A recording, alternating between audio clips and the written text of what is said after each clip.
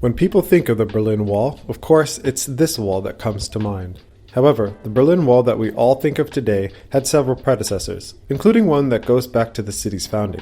But this wall was designed to keep people out, not in. The city's original wall, erected sometime in the early 13th century, was roughly 2.5 kilometers in length and circled what was then the twin cities of Berlin and Coelln.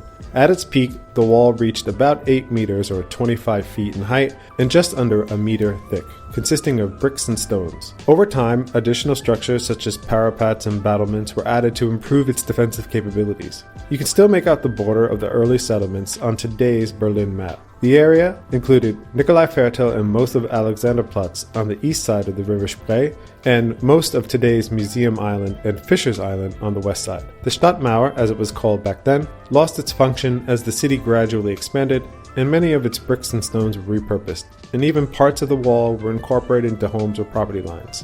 In just a 10-minute walk from Alexanderplatz are 3 surviving sections, an official memorial today, measuring roughly 150 meters long in total. During the cleaning of debris resulting from the Second World War, these parts of the original Berlin Wall were rediscovered. This includes one's use as a patio wall for Berlin's oldest restaurant, Zur letzten Instanz, so make a plan for lunch or dinner at this surprisingly well-reviewed tourist magnet. There's a lot to see in the area around these wall segments, and I will link to a video covering that when it's ready. Be sure to check out my other videos where I cover Berlin history and tourism highlights. Tschüss!